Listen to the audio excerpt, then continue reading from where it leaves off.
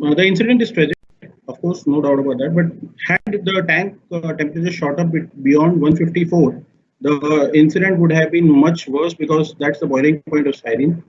As per the interim report in a timely manner, the emergency response preparedness of the site was not up to the mark.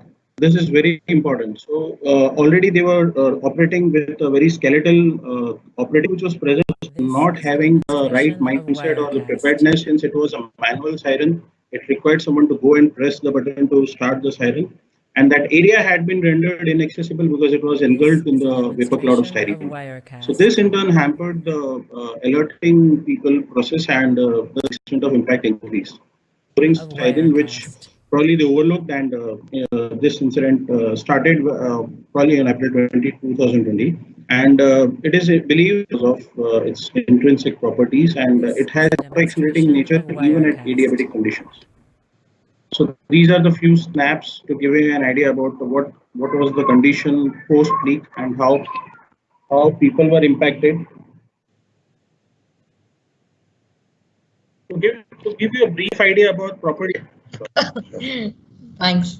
I was, in the back of my mind, I was thinking there's a paucity of time, so I was a bit. No, take your time, but yeah, just so that people can understand and see your slides properly. Yeah. Sorry, I'll keep that in mind. So styrene has a bond with someone to reduce its excitement. So if it finds another styrene monomer, it combines with it and still stays in excited state. However, if there is some inhibitor chemical present like tertiary alcohol, it will combine with TBC and then the chain reaction stops. So styrene is with the evolution of heat, the temperatures start shooting up exponentially. And to avoid this, a globally accepted practice is to maintain the polymerization reaction is retarded or inhibited by phenolic inhibitors. And the most widely used and it may not require any other, driving force for it to continue. And in the process, it may also release a large quantity of heat together with volumetric expansion, which was what was evident in this incident.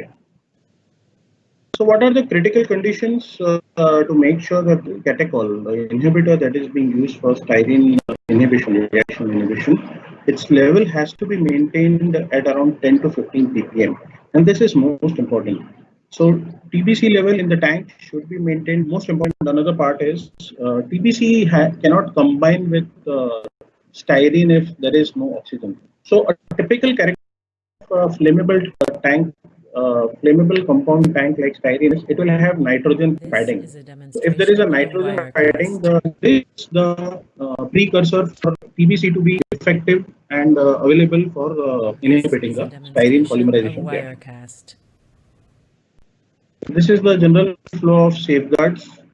This is the general chronology of safeguards. Later, the oxygen concentration inside the tank should be measured and maintained in the required concentration, which, as I mentioned earlier, should be minimum 15 ppm for the styrene to combine with the TBC. The TBC level should be middle of the tank and bottom of the tank. And once you have tank temperature rise of bulk mass of the styrene inside the tank, there should be a mechanism which alerts the operator that temperatures are rising now. There should be another pressure alarm. At times, instruments can go be sized using specific studies. So there is a study called wind size packaging, which is used for understanding the relief device size. So those are the very specialized studies which needs to be done when you are, engineering the emergency relief devices for chemicals like styrene. And Mr. Mohan Rao, who is the director of operations and currently under legal investigations, he was interviewed by local TV channels and it was in local language. So I got it translated with the help of my friend. So what he mentioned primarily was, according to him, the reason for styrene leak was a runaway reaction, and this caused the overpressure in the tank, blowing the roof. However, later on it was understood that the roof had not the styrene monomer below the temperature of 20 degrees, and also they were having depleted stocks of TBC. So what they thought was because they already had those certain amount of TBC in that, they won't be requiring TBC for long. Believe that they might not monitor the levels properly. So the contributing factors was we didn't Demonstration of Wirecast. they went with the required concentration, and also that the most critical part of system or the chilling system or the tank were made dysfunctional intentionally during the nights with the belief that the ambient temperatures can provide the cooling. Probable contributing were not being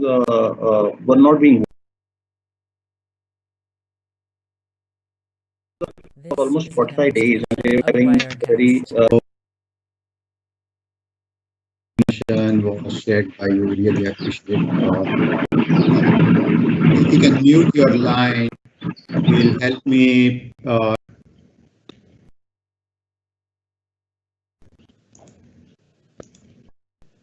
Perfect. So, hello everyone. My name is Shrenik, and I'm going to take you through identifying what went wrong by using the systemic control measures from those aspects we have derived from.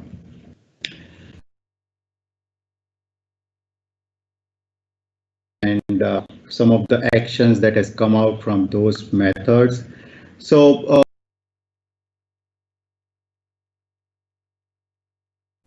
the particular incident was result of improper of the storage. D days during identifying and using this method is we try to do identification basically on two factors. The one is contributing factor, which means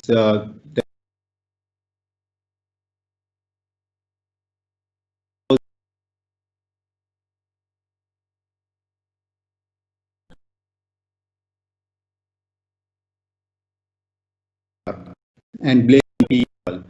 Now, most of the site after incident, site will say me that employees which led an employee not to do and led to an employee not to turn on that temperature controller unit.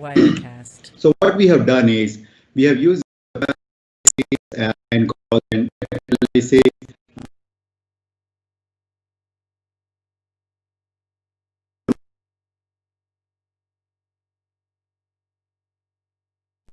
of CIHA set together to try to identify how it will break. So there can be a pressure buildup or the particular valve was very old and not maintained. Now, why there was a pressure buildup? Because there was a temperature increase or there was a pressure relief valve got failed. And identify further that why there was a temperature increase. So there was a temperature increase because the temperature controller failed. Because now we tried to find out now why the temperature control unit failed. So we dig your informations that which was okay. Probably the particular temperature controller was calibrated. So test calibration records are available. So the reason which resulted into the temperature. We move to the next storage tank. He was not aware about that he to turn on the temperature unit controller, and there is no pressure management done for this particular activity. The third cause where temperature unit during the startup, because out after 3 weeks or 4 weeks of lockdown and increase, and then when the pressure relief failed, probably there was no inspections or the pressure relief valve would have been closed, and that is why pressure buildup happened, and then because of it the valve got open. So that was the 5I analysis that we use. May I request you that level indicator was checked. So all those events were, for all those events, what were the conditions? When you fill up a particular tank, you should have the temperature on. You should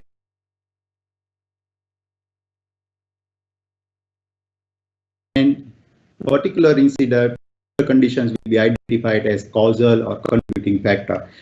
And what we did is gas release, but now we have used this causal and around thousands of people were affected. Now at 4 a.m. they notified to the authority. Around the same time they had evacuation started. Of Wirecast. So when they started an evacuation, there were some of the conditions that we met, which means those control measures has to be there at that particular time to ensure that evacuation is proper. Evacuation has been proper. So emergency equipments, when they started to do that, evacuation did not well.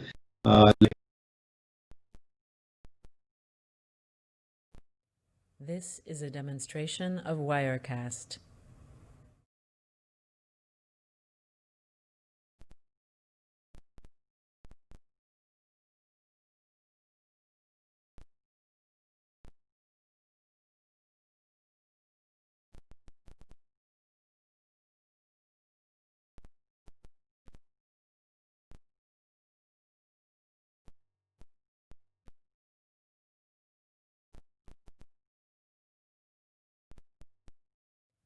This is a demonstration of Wirecast.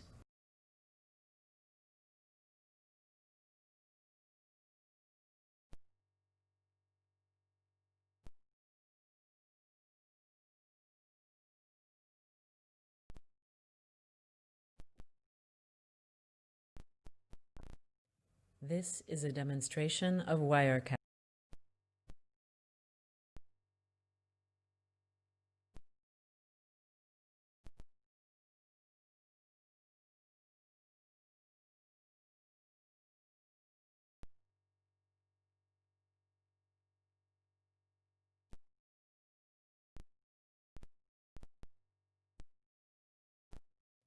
This is a demonstration of Wirecast.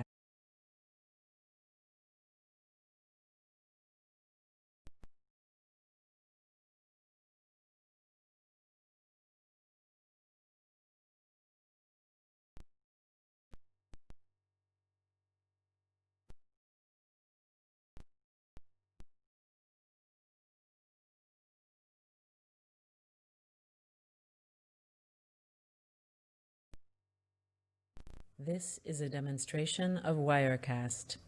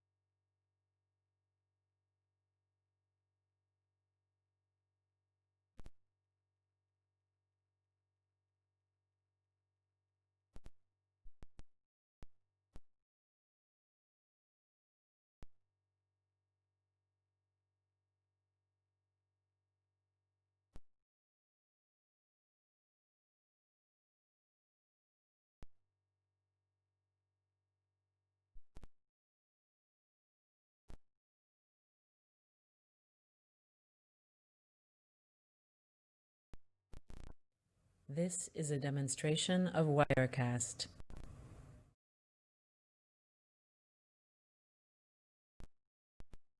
This is a demonstration of Wirecast.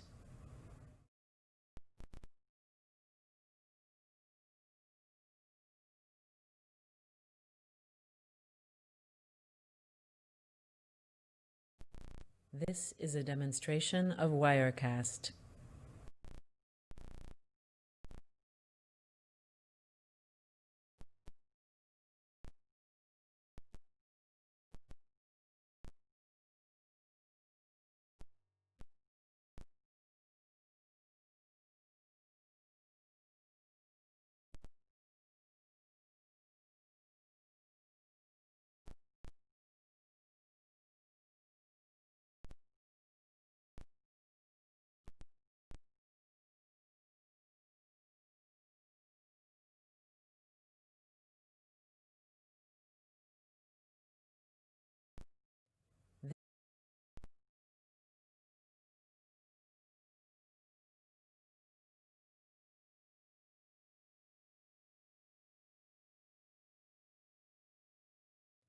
This is a demonstration of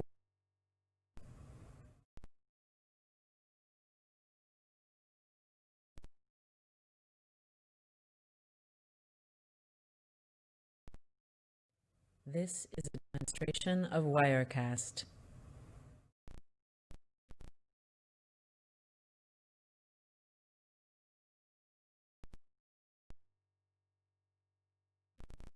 This is a demonstration of Wirecast.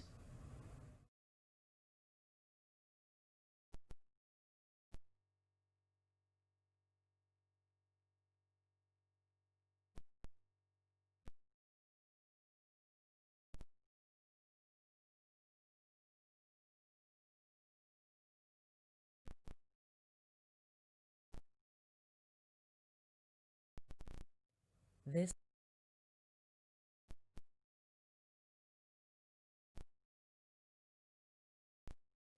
This is a demonstration of Wirecast.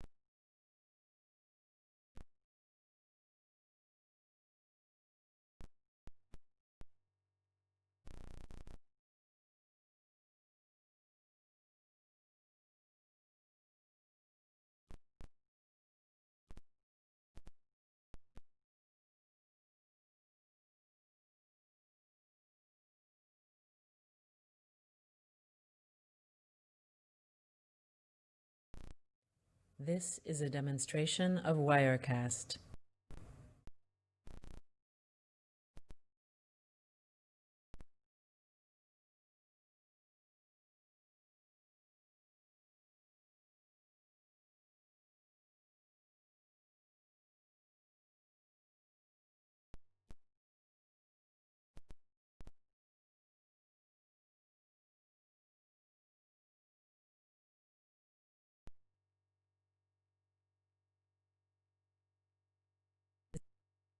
Of Wirecast.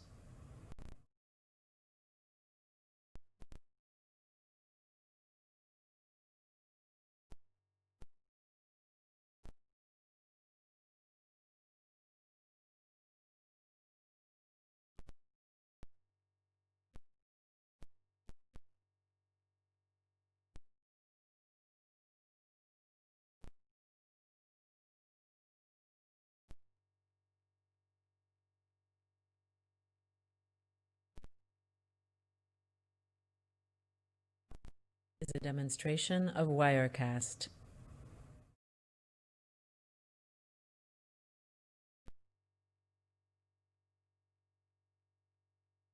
Of Wirecast.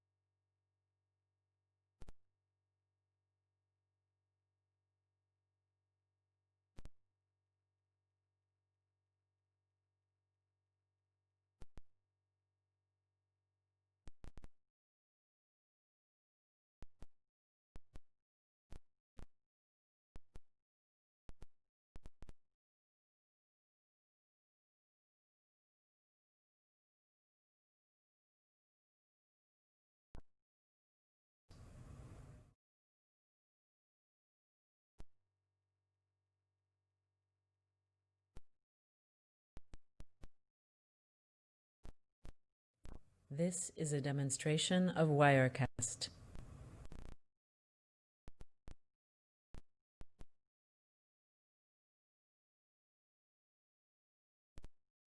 This is a